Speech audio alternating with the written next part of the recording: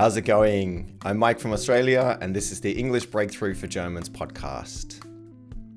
In this podcast, I want to help German speakers who feel stuck with their English, to give you an alternative to learning apps, Volkshochschule courses, and if you feel that your school English wasn't enough, by talking about effective, independent learning strategies.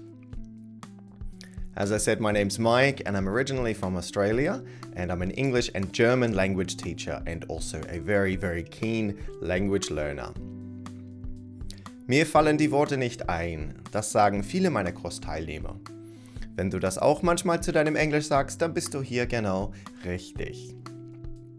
Ein bilinguales Transkript dieses Podcasts ist jetzt auf meinem Patreon kostenlos erhältlich. Einen Link dazu findest du in der Episodenbeschreibung. And if you really want to practice your listening skills, I've made a transcript for this podcast with gaps. So some of the words are removed and you can read along and test your listening skills at the same time to make sure that you understand every word. All right, let's get started. So I just got back from a weekend in Bavaria for the Pentecost long weekend, and it was a really awesome weekend. On the first day, I went to Mittenwald, which is in Bavaria on the Austrian border, and there I went mountain karting down the mountain. So these are little vehicles like with 3 wheels and really big wheels and and brakes. And it's super exciting for adrenaline junkies. And in the afternoon, I saw the Leutasch Gorge. A gorge is a big gap between 2 mountains, like a very steep gap, and there's a river at the bottom of the gorge. The next day, I went to Tegernsee and went up the Wallbergbahn gondola, up the mountain, and went hiking to 2 of the mountain peaks up there at the top. And I made a great discovery. I really love hammocks. In case you've never used a hammock before, I would highly recommend buying a hammock. So a hammock is this thing that you can tie between 2 trees and lie in. They're so comfortable and the best way to relax in nature. All right. So yeah, the trip was great, and thanks to my Garmin watch, I now know that I did around 20,000 steps every day, which is a lot more than normal. And I drank not a lot, but I drank some helles beer, and I ate schnitzel and pork knuckle there as well, because as they say, or as the saying goes, when in Rome, do as the Romans do. But as beautiful as the Bavarian mountains are, that's not the topic of this week's episode. In this episode, we're going to talk a little bit about vocabulary. Now, you might be thinking, well, Mike, there's not too much to know about vocabulary, but that's not really true. What is the information that you know about a word when you know a word? What does knowing a word mean? If you know the first translation in your first language, does this mean that you know the word? Like you know that make is machen in German? As you might be thinking, of course, it's not that simple.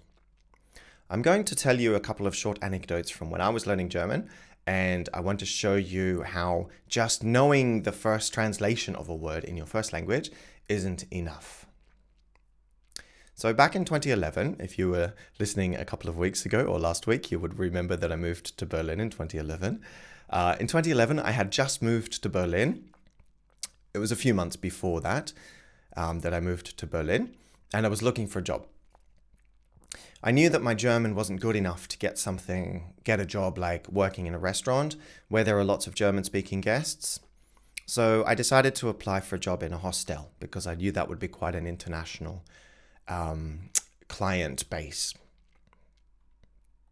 So one day I took my resume into a hostel in Berlin and I gave it to the woman who was working at the reception. We spoke English, and when I gave her my resume, she said to me in a pretty Australian accent, "Okay, no worries, I'll give it to the boss." And I thought to myself, wow, she must be Australian. So I said, "Where in Australia are you from?" She replied, "Oh, I'm not Australian, I'm German. I just lived in Australia for a while." After that, we actually became good friends, and she was quite supportive of my German learning. So thank you very much, Sarah, if you're listening. But one time when we met, we were crossing the street in Berlin, and I said to her, "Sollen wir hier die Straße überqueren?" She said, "Überqueren?" Klar, wir können über die Straße gehen. And then I asked her, "Hey, why did you laugh at me?" And she told me that über die Straße gehen here is a much better choice than die Straße überqueren. Yeah, so in another situation, so this is a new anecdote now. In another situation, it was 2012, and my mother was visiting me in Berlin from Australia. I wanted to take her somewhere nice outside of Berlin, and so we went to Werder. And I wanted to go and see the island there because I thought it looked nice. So when we got to Werder, I went to the train station. We were at the train station, and I went to the information desk at the train station. And there was a lady there. So I said, "Excuse me, which way is it to the center of the village?" And the lady working at the information desk laughed at me, and she said, "This is not a village, it's a city. To the center of the city, you have to go that way." And she pointed in the direction we needed to go. All right, last situation. This situation happened when I was working with a colleague from Berlin, actually in the hotel hostel that I started working at. I told her about a trip that I made to Venice one weekend. I wanted to say to her, we flew to Venice.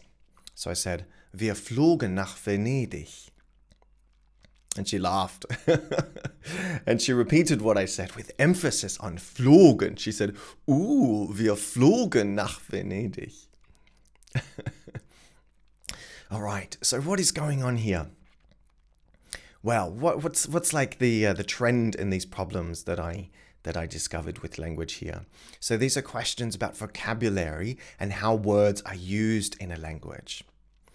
So in the cases of überqueren and flogen, I knew the words and what they meant.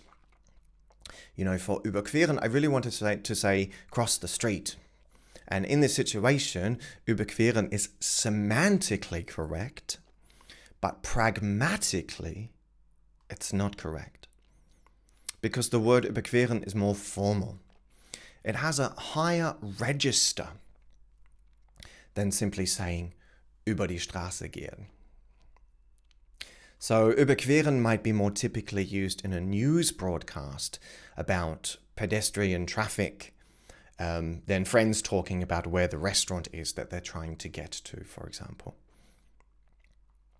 When I said, or when I wanted to say, we flew to Venice, the word flogen is again semantically correct, but pragmatically it's not correct. So the word flogen is more commonly used in the narratives in books, but it's not the form which is regularly used in spoken language. So when it is used in spoken language, it sounds a little bit strange. And with the word Stadt, I knew that Stadt translates to the word city. So I'm thinking about Werder again now. So Werder is definitely not a city because it's very small. So we would call this a town in English. And in my brain, in my mind, I was looking for the closest word I could find for town. So I chose the word Dorf because it's definitely not a city, right? But in German, the word Stadt can be used for a town which is also much smaller than what we might call a city. So what is the problem in all of these situations? Well, I was relying on simple translations of the words. So you could say, I was speaking English with German words. So this is a problem that many learners face when they are speaking a new language. They transfer their first language understanding of words over to the new language because they don't have a better intuition about the language and the vocabulary. This is why word lists and language apps are not really good enough to help you become fluent.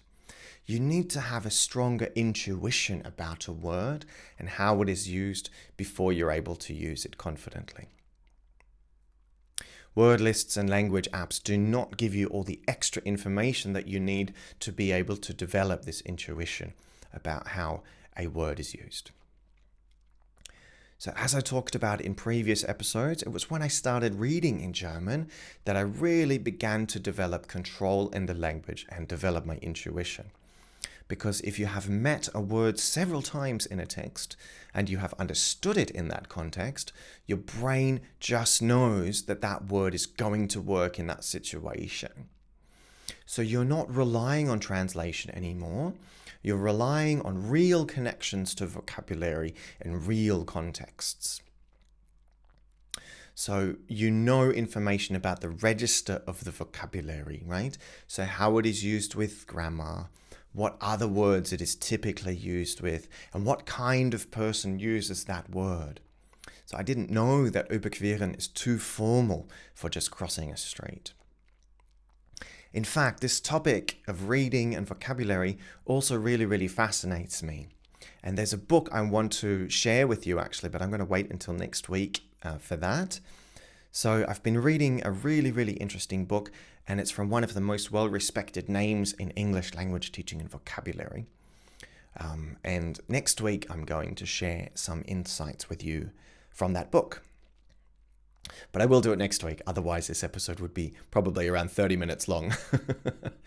So, yeah, if you want to stop translating from German, and if you want to stop speaking German with English words, make sure you listen next week and I'll tell you more about what I have learned and the recommendations that I would make in terms of reading for you, in terms of your vocabulary development.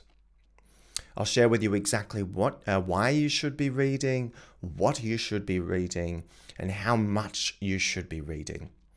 And as I said, this is from a book from one of the biggest names in English language teaching. So that's it for now. I hope you've enjoyed the episode. Think about subscribing to the podcast through your podcast app. Think about leaving a review or maybe recommending the podcast to somebody who you think it will be helpful for. That would help me a lot. And for the discussion question or something you can do for me this week, if you like, you can go to my Patreon page, and tell me what is something new that you've learned from this week's episode. Could be a piece of grammar, could be a piece of vocabulary, or an interesting thing that I have said. And yeah, you can do that at my Patreon page, and I've left a link for you in the podcast description. And don't forget, there's also a full transcript in English and German with listening activities for you too on my Patreon page. Okay, I hope you have a fantastic rest of your week, and I would love to have you here again next week. See you later.